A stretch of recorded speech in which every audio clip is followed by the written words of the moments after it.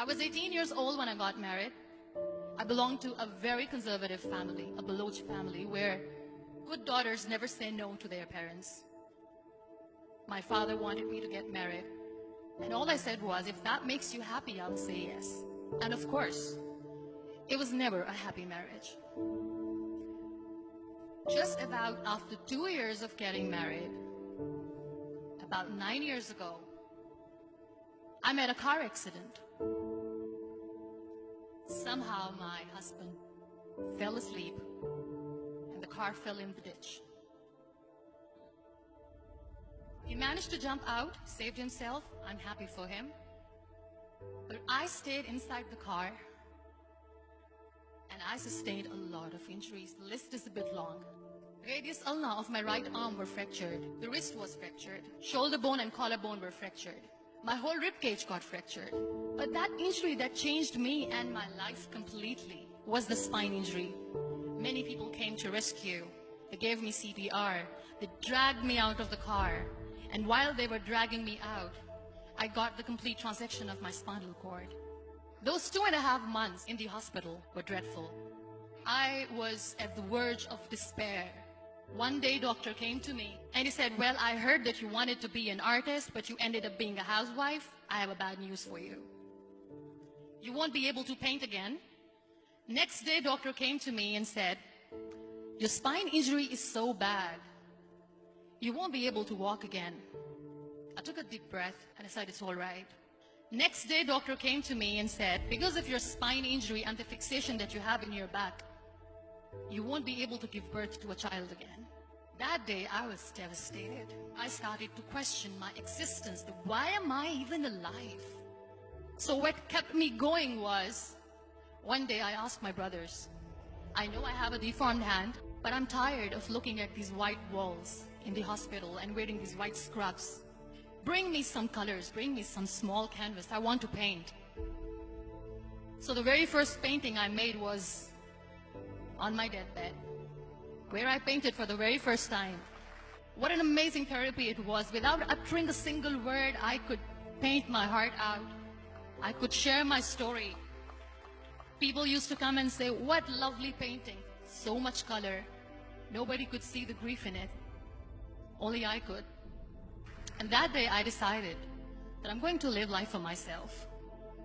I am not going to be that perfect person for someone. I am just going to take this moment and I will make it perfect for myself. That I'm going to fight my fears. So I wrote down one by one all those fears. And I decided that I'm going to overcome these fears one at a time. You know what was my biggest fear? Divorce. But the day I decided that this is nothing but my fear, I liberated myself by setting him free. And I made myself emotionally so strong that the day I got the news that he's getting married, I sent him a text that I'm so happy for you and I wish you all the best. And he knows that I pray for him today. Number 2 was, I won't be able to be a mother again. And that was quite devastating for me. But then I realized there are so many children in the world, all they want is acceptance. So there is no point of crying, just go and adopt one. And that's what I did.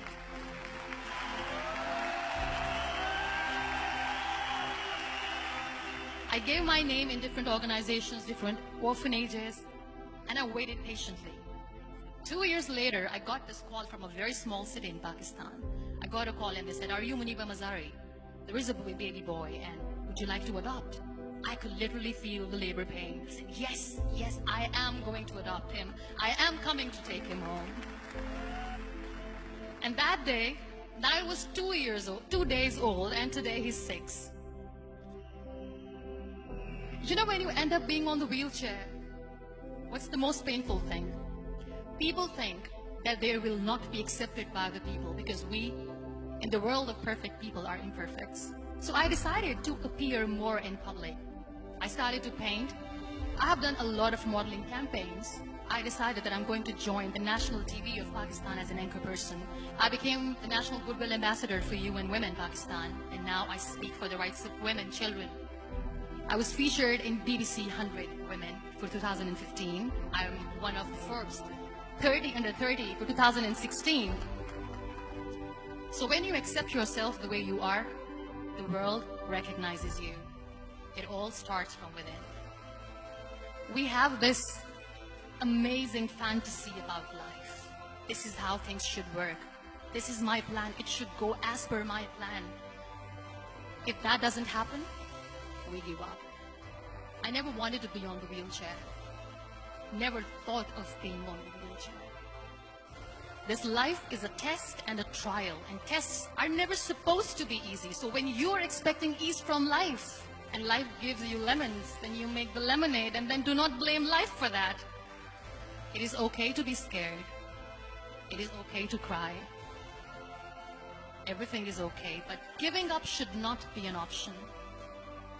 They always say that failure is not an option. Failure should be an option, because when you fail, you get up, and then you fail, and then you get up, and that keeps you going.